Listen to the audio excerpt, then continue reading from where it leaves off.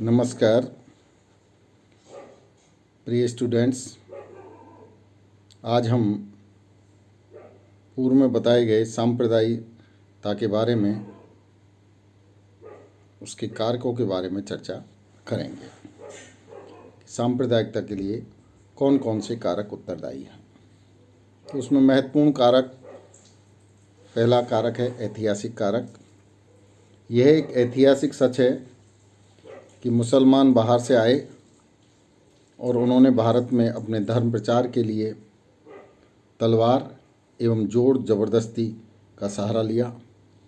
औरंगजेब तथा कई अन्य मुस्लिम शासकों ने लोगों को जबरन मुसलमान बनाया।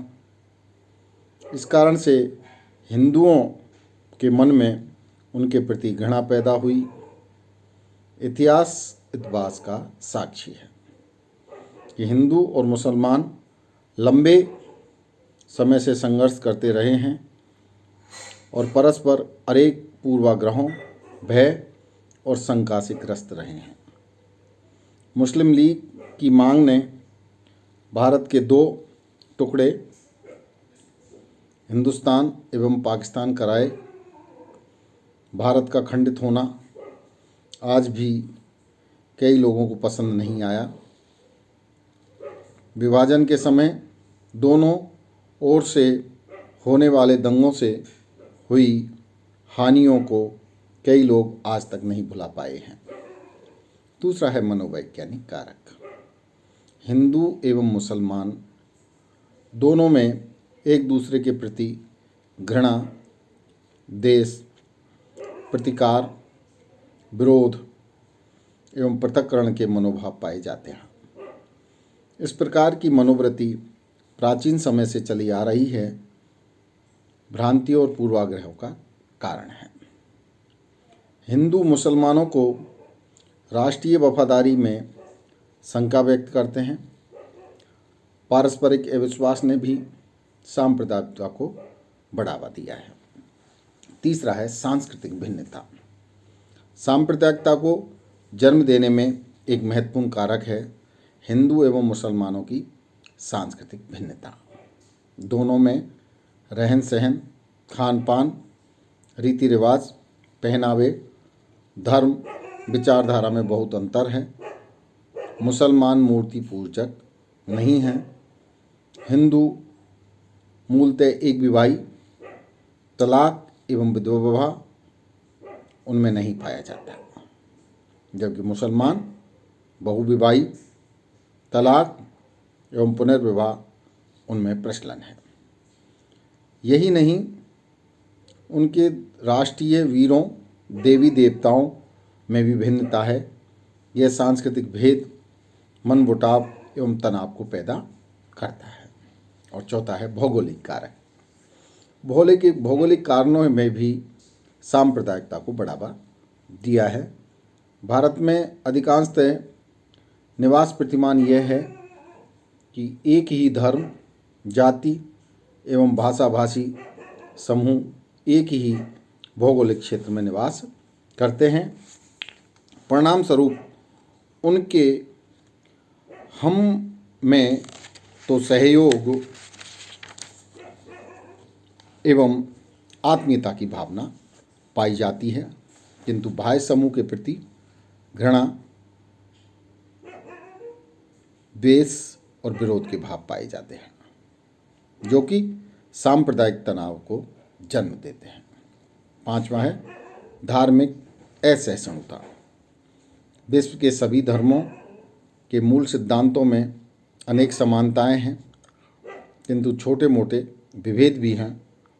इन विभेदों के कारण ही एक धर्म को मानने वाले लोग अपने धर्म को दूसरे से श्रेष्ठ समझते हैं। धर्मगुरु, पादरी, पैगंबर एवं मौलवी अपने अनुयायियों को धार्मिक कट्टरता की शिक्षा देते रहे हैं। दूसरे धर्म के लोगों को मारना, अपने धर्म का प्रचार करना वे पुण्य मानते हैं। धर्मगुरुओं द्वारा गलत दिशा निर्देश करने के कारण सांप्रदायिक तनावों में वृद्धि हुई है। राजनीतिक स्वार्थ। चुनावों में विजय प्राप्त करने एवं सत्ता हथियाने के लिए कई राजनीतिक दलों का गठन धार्मिक आधार पर किया गया है। ये राजनीतिक दल पंचायत से लेकर संसद तक के चुनावों में उम्मीदवार खड़े करते हैं और सांप्रदायिकता के आधार पर वोट मांगते हैं। क्या? पंचायत से लेकर संसद तक यानी लोकसभा तक ये उम्मीदवार खड़े करते हैं और सांप्रदायिकता के आधार पर वोट मांगते हैं। उम्मीदवार का चयन करते समय इस बात पर विशेष ध्यान रखा जाता है कि जहाँ जिस संप्रदाय के लोगों की बहुलता है वहाँ उसी संप्रदाय के व्यक्ति को चुनाव लड़ा है। मत प्राप्त करने एवं राजनीतिक उद्देश्यों की पूर्ति के लिए ये नेता सांप्रदायिकता की आग भड़काते हैं। और सातवां है सांप्रदायिक संगठन। जैन, सिख, हिंदू और मुसलमानों में कई सांप्रदायिक संगठन पाए जाते हैं। ये सांप्रदायिक संगठन अपने अपने मतावलंबियों को संगठित करते हैं और उन्हें दूसरे के प्रति भड़काते हैं, जिससे संघर्ष एवं दंगे होते हैं। आठवां है असामाजिक तत्व एवं निहित स्वार्थ। सांप्रदायिकता को बढ़ावा देने में समाज विरोधी तत्वों एवं निहित स्वार्थ वालों का भी महत्वपूर्ण हाथ होता है। समाज में कुछ लोग ऐसे होते हैं जो तनाव एवं संघर्ष की स्थिति को पैदा करते हैं, जिससे उन्हें लूटपाट करने एवं यौन व्यभिचार करने के अवसर प्राप्त हों तथा वे अपनी व्यक्तिगत झगड़ों का बदला ले सकें। ऐसे लोग होली, दीपावली, रामनवमी, मुहर्रम, ईद आदि के अवसर पर जुलूस आदि पर पत्थर फेंकने, रंग छिड़कने, आग लगा देने आदि कार्य करते हैं ताकि उपद्रव पैदा हो सके। इस तरह की घटनाक्रम करते हैं जिससे कि ये उपद्रव का रूप ले लें।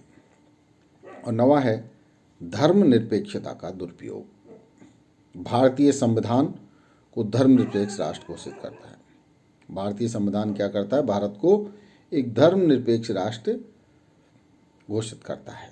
इसका अर्थ है भारत में प्रत्येक धर्म एवं संप्रदाय को फलने, फूलने एवं विकास के समान अवसर उपलब्ध होंगे। कोई भी धर्म राष्ट्र धर्म के रूप में स्वीकार नहीं किया गया है। राष्ट्र के लिए सभी धर्म समान हैं। राष्ट्र के लिए सभी धर्मों को समान माना गया है। कोई भी धर्म राष्ट्र धर्म के रूप में स्वीकार नहीं किया गया है। राष्ट्र के लिए सभी धर्म समान हैं। धर्मनिरपेक्षता के मनमाने अर्थ का अनुचित लाभ उठाकर कई बार एक धार्मिक समूह ने दूसरे धार्मिक समूह पर अपने आप को थोपने की कोशिश की, जिससे क्या हुआ? तनाव और संघर्ष पैदा हुए। और 10वां है मंदिर मस्जिद विवाद। अयोध्या में राम जन्मभूमि पर पुरातन मंदिर तोड़कर बाबर के एक सेनापति ने उसे मस्जिद का रूप दिया। यह स्थान मंदिर या मस्जिद, इस बात को लेकर भी देश में सांप्रदायिक दंगे हुए। अंततः 6 दिसंबर 1992 को यह ढांचा जनसमूह द्वारा हटा दिया गया। अभी इसका आपस में दोनों संप्रदाय के लोगों द्वारा निपटारा कर लिया गया है, राम जन्मभूमि और बाबरी मस्जिद का। इन जो विभिन्न कारक हैं जो सांप्रदायिकता को फैलाते हैं, उनसे इस बात को स्पष्ट करते हैं कि भारत में सांप्रदायिकता अनेक सामाजिक, आर्थिक, भौगोलिक एवं राजनीतिक कारकों का मिश्रित फल है। आज इसकी जड़ें गहराई में जम चुकी हैं, जिसे उखाड़ फेंकने के लिए दृढ़ संकल्प, सच्चाई एवं ईमानदार पूर्वक प्रयासों की आवश्यकता है। धन्यवाद।